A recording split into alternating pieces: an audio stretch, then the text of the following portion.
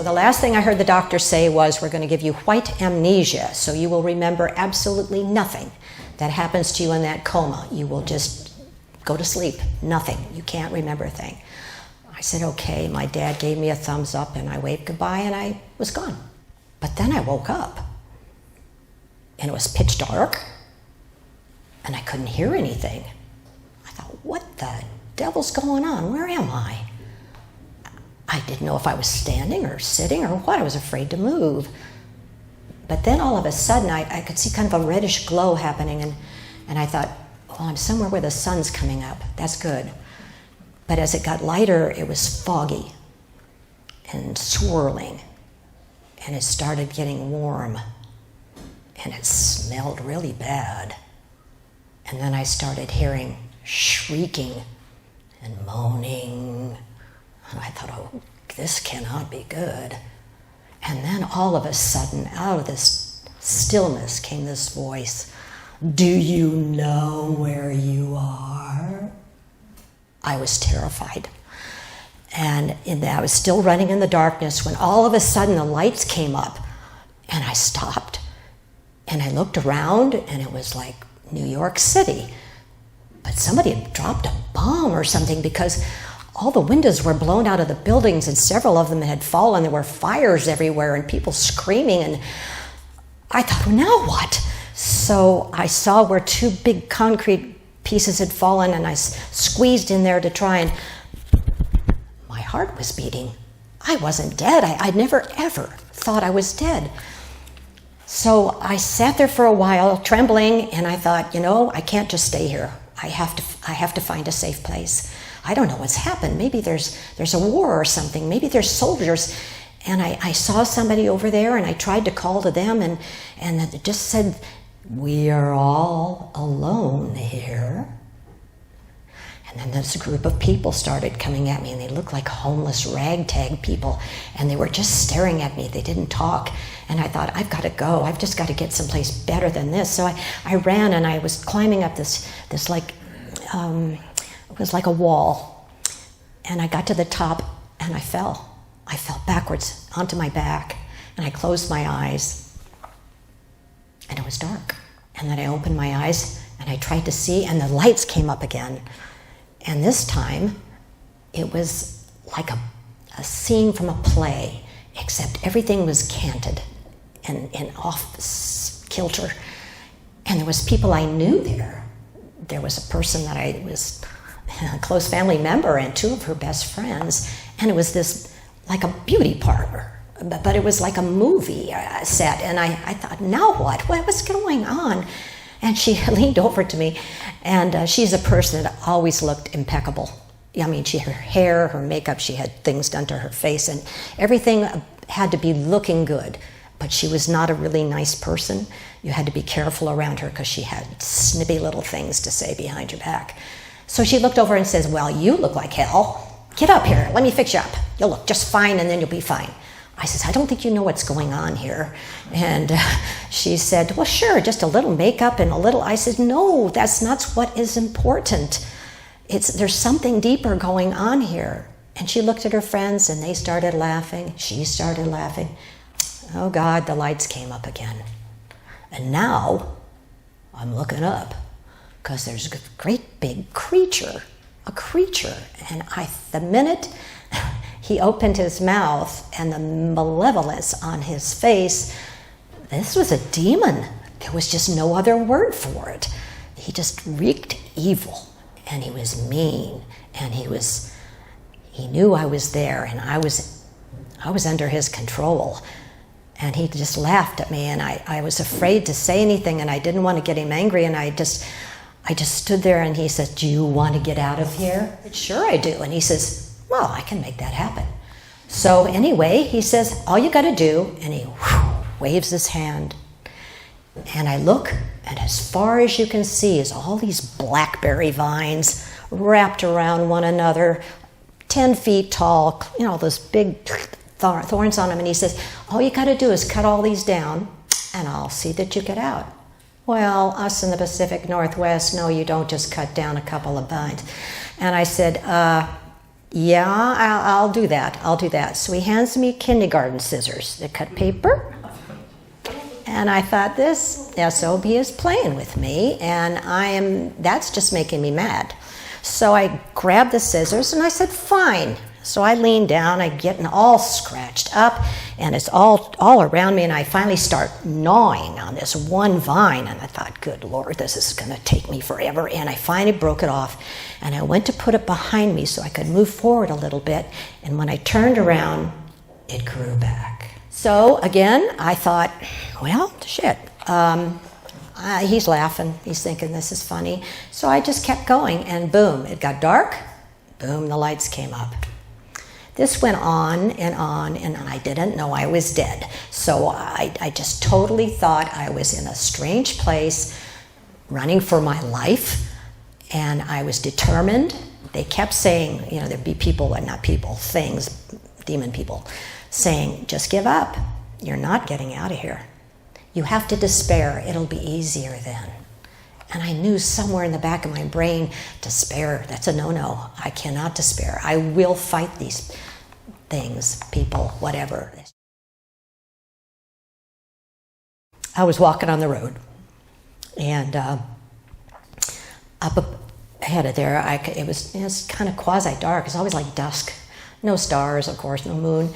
And I saw people walking on either side of the road, and occasionally they would walk across it, and there was no place for me to go. I had to go down the road because there was no signs. I had no idea where anything else was. So as I got closer, I noticed there was something wrong with these people. They were shuffling, and they were making noises, and I thought, oh, now what?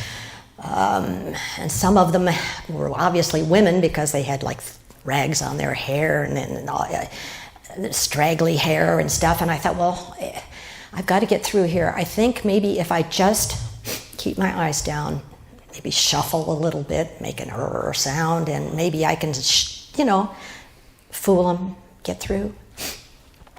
I got about halfway through. There must have been about 20 of them, and they froze. So I froze. And then the women sort of backed out, and the men got around me. And one man came up and pushed me in the chest and knocked me down. Another one kicked me. And then there was a very unpleasant interchange with all these men. And finally, when they got tired, I guess, one just leaned over and his skin was falling off. He was rotting. They all were just zombies is the closest thing I can come to it. And he just got in my face, and he said, we've all got AIDS, and now you have it too. And you know what? You won't die. You'll just get worse and worse and worse. And then they backed up, and some demon lady came up and says, get yourself together, you're one of us. So I gathered up what I had left of my clothing, and I stood up, and by then I was just about ready to give up. I thought, I can't keep doing this. I don't know. I'll see where this next adventure takes me. So there was about probably 10 or 12 of us ladies that were clutching our clothes and trying to keep warm, and we followed this lady and through the trees, and then came to like the tundra, and it was snowing, and we were cold, and again with the time thing, all I know is when we came out, it was snow on the ground, but it started snowing, and we were standing just following this demon lady one by one, and by the time we got where we were going, the snow was chest high. And it was colder than hell. There's such a thing as cold as hell. So we finally got to our location, which was a charming one-room cabin without any insulation. We went inside, and the snow's blowing in. She made us sit down, and we were kind of huddled up for warmth. And she says, now we wait for customers. And I said to her, you know, I've been here a very long time, and I've been through a lot of situations, and this is just incredibly the worst. Is there some reason for this that I'm not aware? She says, well, it's Christmas on earth. That's always the worst day in hell. I thought, hell? Oh my God. It was the first time I really thought, oh my God, I'm in hell. And then I got mad. And I started singing a Christmas carol. I'll show you. And my favorite was Away in a Manger. So I started up. She was halfway across the room. She turned around, looked at me, and said, shut up. Away in a manger. No crib for a bed. And now the other ladies are starting to sing. And she said, shut up. And I said, the little Lord. And she shrieked and leapt at me like a spider. And it's bright again. But this time, I was just filled with joy and love and bliss and swimming in love. I just felt like every molecule of mine was just it was just unbelievable. And I thought, wow, I could remember nothing that had happened before. I didn't know where I'd been, or I forgot about hell, and it dawned on me that this had to be God. And I was in heaven, and I looked around, and the white had kind of made into a big room like a cathedral. And I saw over on the side there was a table, like an architect's table, and there was a big book. And it was open about halfway. And I thought, now I was looking at something in that book. I don't remember what it was. And then I looked over, and there's my friend, the one that had died the month before. And he looked great. I mean, the last time, with the leukemia, all his hair fell out. He was all purple and swollen, but he looked really good. I mean, instead of 53, he looked about 35, and his hair was gray, and it wasn't, not gray, it was brown instead of the gray. And he was wearing a sweater I gave him. So I said in my mind, why are we standing here? You're standing in front of the door. Come on, let's go. I want to go see the butterflies and the puppies and the rainbows. And he just came a little closer, not so close that I could touch him, and said, now, Mary Kay, you've got too much left to do. Huh? I'm getting the bum's rush. Is that what's happening in here? I said, no. And I crossed my arms and I stamped my foot, and boom, I was gone. I was not happy. I think I was in a timeout place because I was really too angry to be sent back at that time. It was a nice meadow with, nice flowers and stuff like that. But I had a stream that went down, and I knew I had to go down this stream. And it wasn't very thick, deep in water, but I went down. And as I went down, there was this lady standing there. She was speaking a foreign language. It sounded like Norwegian or something, and I don't speak Norwegian. I thought, what is this lady doing? She handed me like a tablecloth, lace or something. I thought, oh, what now? And I threw it over my shoulder, and I walked down a little further. There's a lady sitting on in a rocking chair with this sandbar, and she's waving and comes and gives me like a little negligee. This is starting to look like a wedding trousseau kind of thing. And I thought, that's very interesting. So I carried that. I got down to the third lady at the bottom. She's got a quilt. I thought, where am I going to put this stuff? So I've got the quilt and then she gives me this piece of paper, and she says, you must give this to Ron. Now, Ron was a guy that I had been dating just the last 3 months or so. He also was instrumental in getting me to that dock in the box. If he hadn't helped me get there, I would have died there. But so when I opened my eyes, it was a big bright light again. And I looked up, and there's all these people, and they're going, yay! yay, Mom's back. Yay. And I thought, who are these people? Is this another part of hell? What is going on? I couldn't move at all. I had something in my throat. I was so hot. And their faces are, like right here, and they're happy and stuff. And finally my daughter sits down and says, Mom, you've been so sick. You've been so sick. We thought you were going to die. You've been gone for 3 weeks. It was a good thing I couldn't talk. My mom says, we had a prayer circle going around the world to bring you back, and we did it.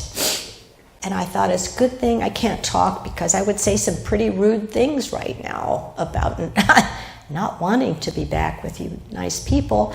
I was very happy with him in heaven. And so as the days went by, they finally put a device on me so that I could talk like a robot.